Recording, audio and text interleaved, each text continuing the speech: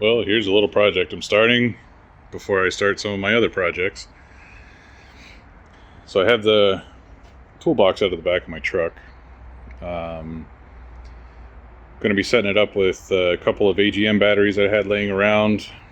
I have some solar panels and hopefully everything to complete the job today.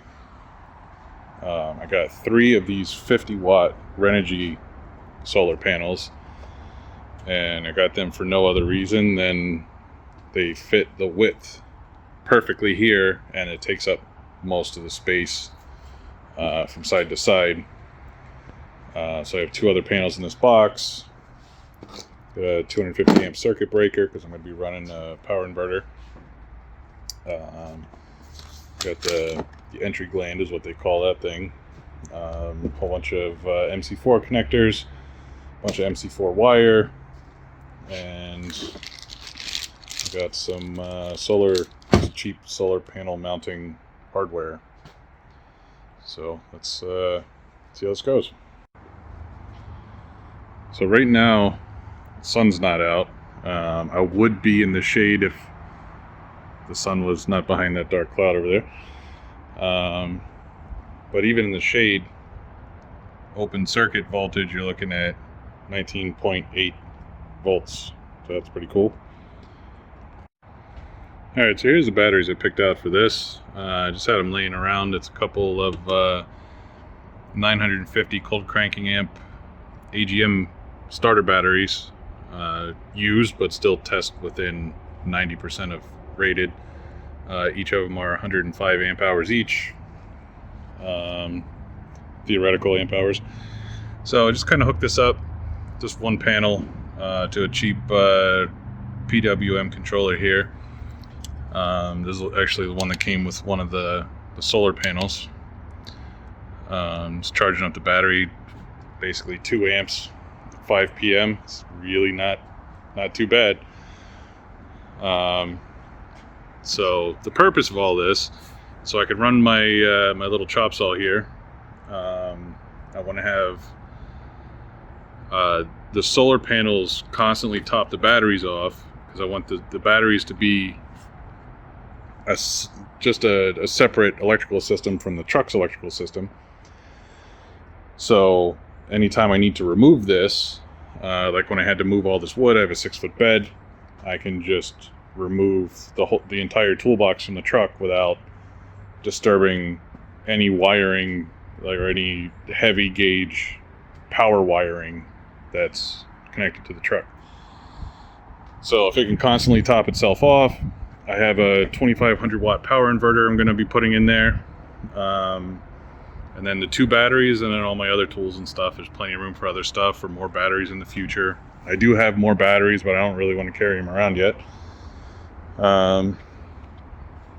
So, I'd like to be able to run some of these shop lights in here. I have a whole bunch of LED shop lights that I already own them, so there's no point of trying to buy 12-volt shop lights to try to run it in my storage unit here.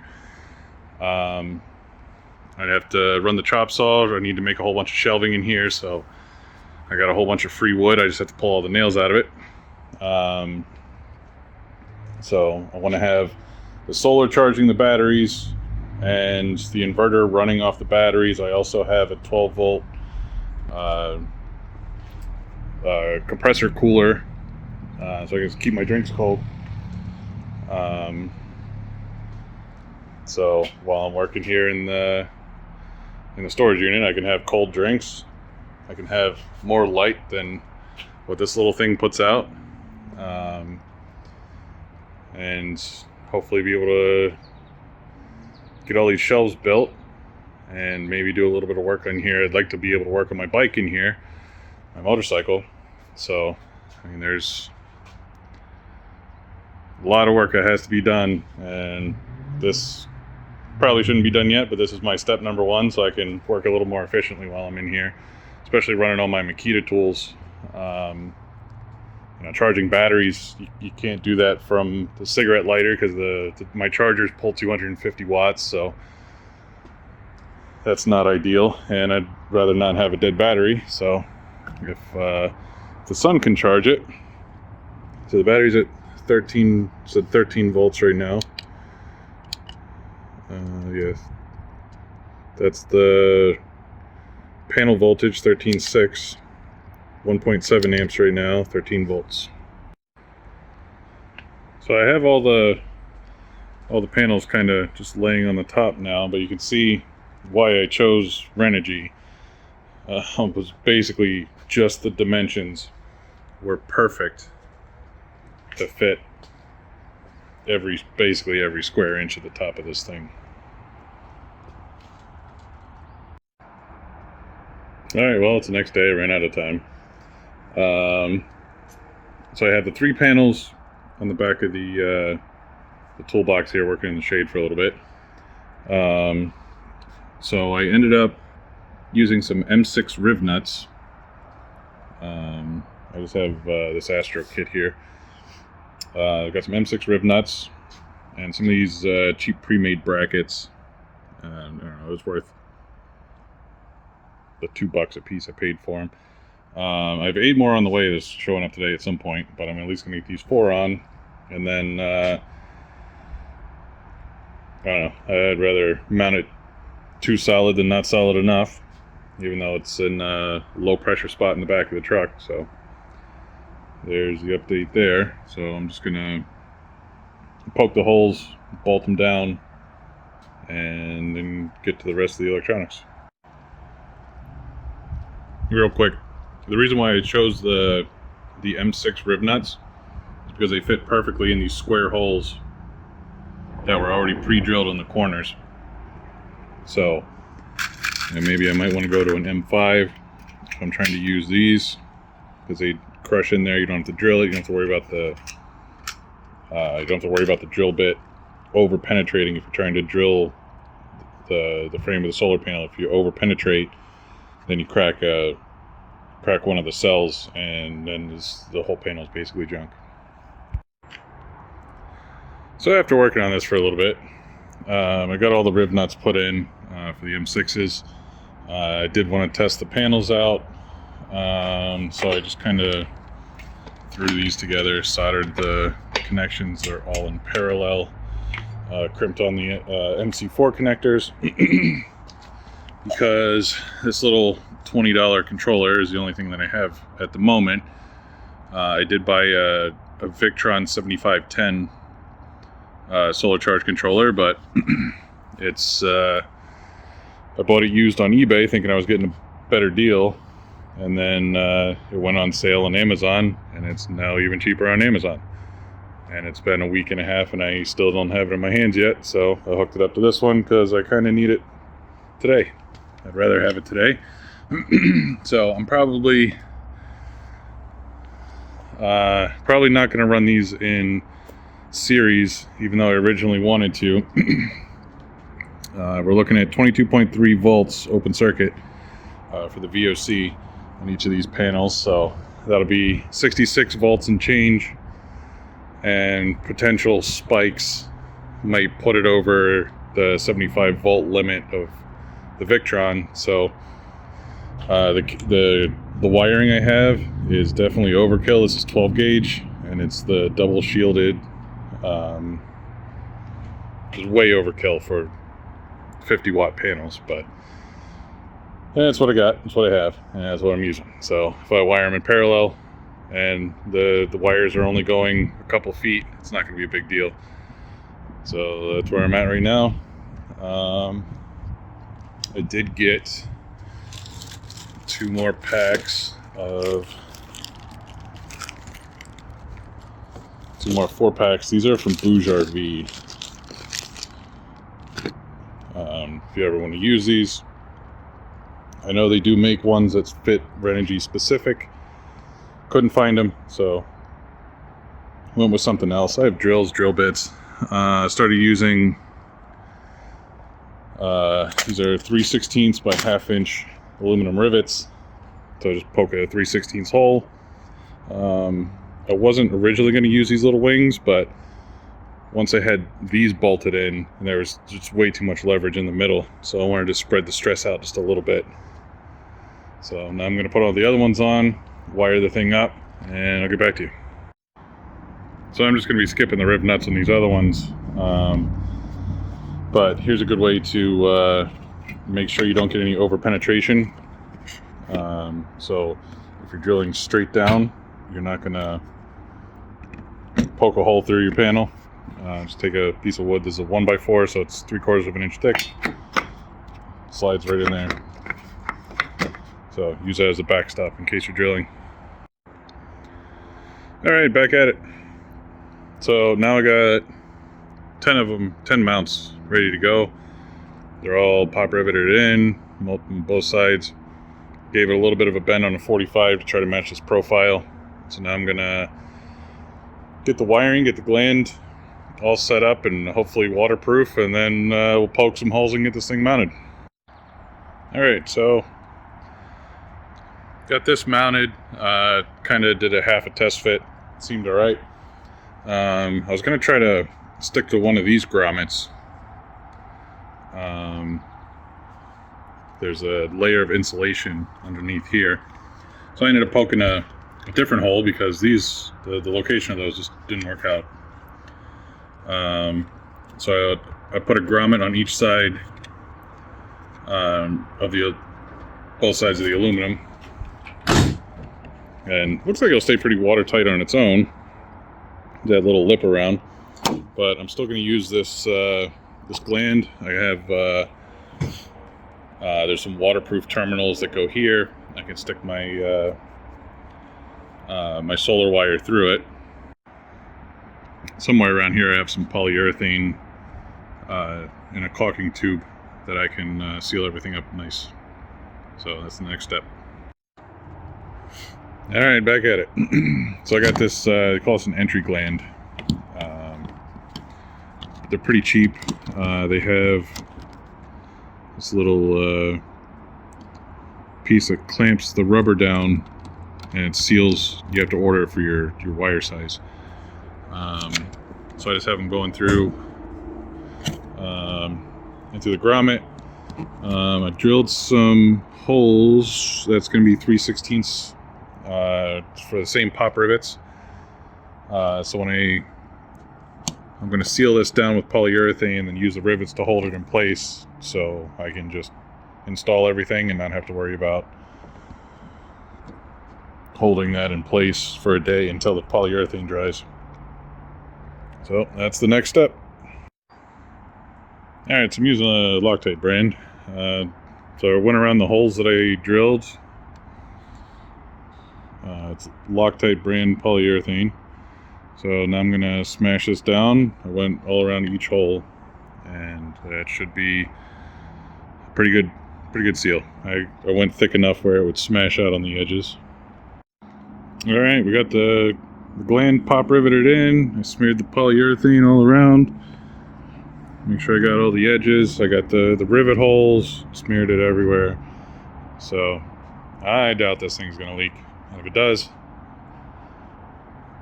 it's going to be leaking on top of either nothing or one of my batteries, which isn't going to hurt any of the electronics. So everything will be fine. So, all right, on to mounting the panels. All right, so it's going to be the final placement here. Some of these tabs need to be bent a little bit, but like that one. But overall, just kind of ballpark. It seems pretty straight. Kind of eyeball centered on both sides. All four corners, actually. So, yeah, it's going to be good enough. It's going to work. Before I put it down, I'm going to figure out how to, I don't know, maybe put some polyurethane to glue some of these wires down so they don't bounce around. This can always be removed. Putting in a 3/16 pop rivet, so I just go around again with 3/16 drill bits and I can drill out all the pop rivets. They're just aluminum, so it's fairly easy to do.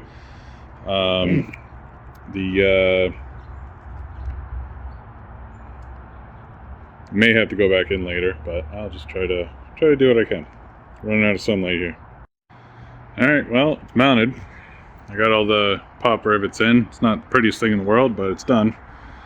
At least good enough. have the wires coming through. I just threw some batteries in, threw some self-tapping screws there just to hold it for tonight until I bolt it down tomorrow, because I just found out that my Victron solar charger is actually going to be showing up tomorrow, hopefully. So I can get that wired. I gotta get the inverter in here. I gotta get the battery hold downs put in. I work on a lot of BMWs, so the battery hold down's probably the easiest thing to hold down a BMW battery. It fits nicely on the edges. It fits just about any battery, but definitely fits these really well. And there's enough room for me to get my hand in there.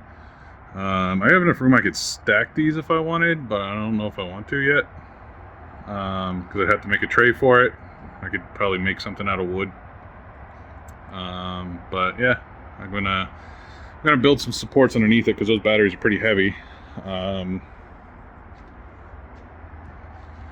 mean, the aluminum should be more than strong enough to hold it, but bouncing down the road, you know, it's a truck. It doesn't have smooth suspension, so there's that. And it's going to be fully self-sufficient because it'll just charge itself. So I made it pretty close there. I don't lose a whole lot of bed space. This bar's already, there's not much of that left, but there's about a 2-finger gap. You can see where it used to be. I got a 2-finger gap. So what do I lose? Inch and a half. And these gas struts actually hold it. I might have to replace these because they're the production date on this box was 2006, and these are obviously originals. It's old Craftsman box. So that's it for tonight. I'll tape this down and probably tie the batteries down with rope just in case. I don't think they're going to slide around because they're so heavy, but I'm just going to rope them to the side regardless. And I'll wait for tomorrow, and we'll get the Victron installed. Alright, so after some seriously rough roads on the way to the house, these batteries were banging around quite a bit. They didn't move this far out. I just slid them to the side, poked a hole, put a M8 rib nut through it. This bolt's a little long, but I'll fix that later. It's also a very soft bolt right I have in front of me. So there's one of the BMW hold downs that I have. I can't find any of the other ones. The other ones I believe were an M6. Because it has a bolt that sticks up about maybe 6 or 8 inches, which is easier to remove, but there's enough room between the walls here that it's not going to be an issue. So basically, this little hold down just clamps down on the slope and then pushes it towards the side while clamping it at the same time. Alright, got one bolted down, so that's not going to move. Rip the handle off before it does. This one can't move around too much because I kind of have it smashed in here pretty tight, but I'd say it's good enough until I find the other clamp.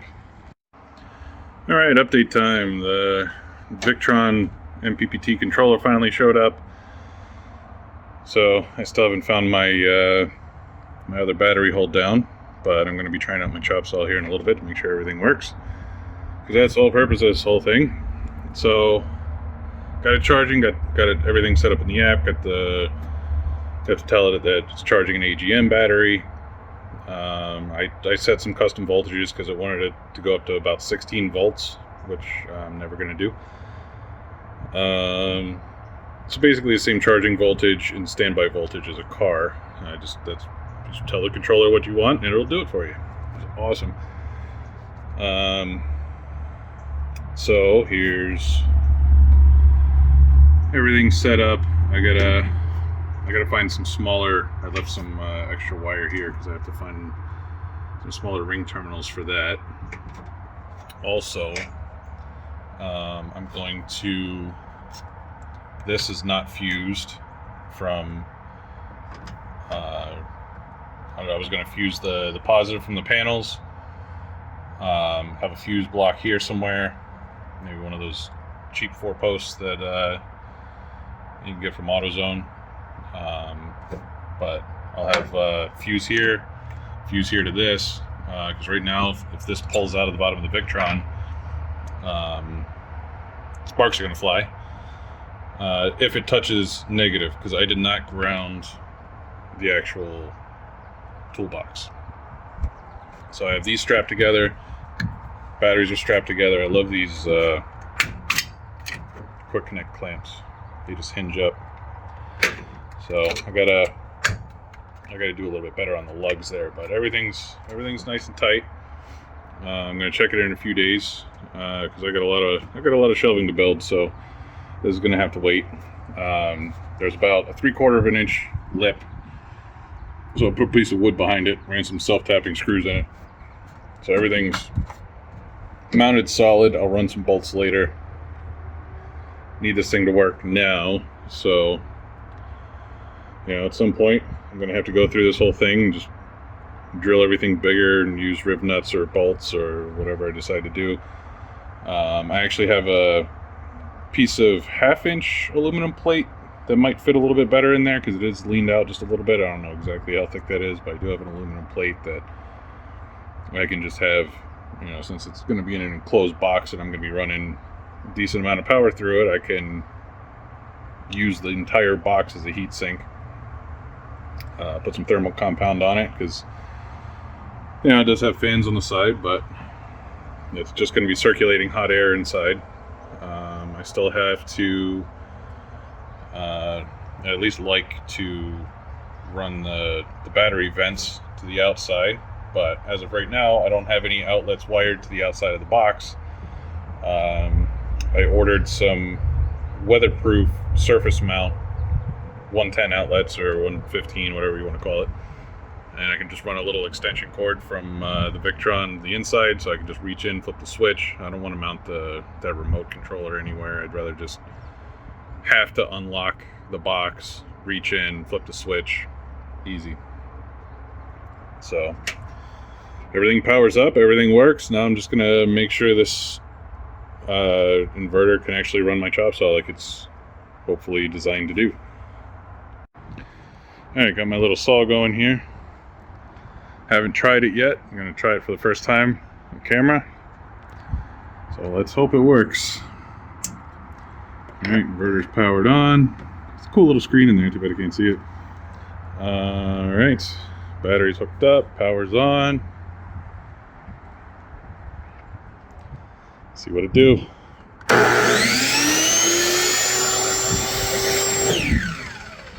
Sick. There you go. Pulls a lot of power, but I think these batteries can handle it. That's why I used AGM starter batteries. It's running a lot of power for a short period of time, not a little power for a long period of time. So let's hope this works. Sweet. Thank you all for watching. I will have an update video coming soon after some extensive testing, so be sure to stay tuned for that. Don't forget to like, share, comment, and subscribe if you found this helpful or at least interesting. To everyone else, smash that dislike button and tell me everything I did wrong in the comments.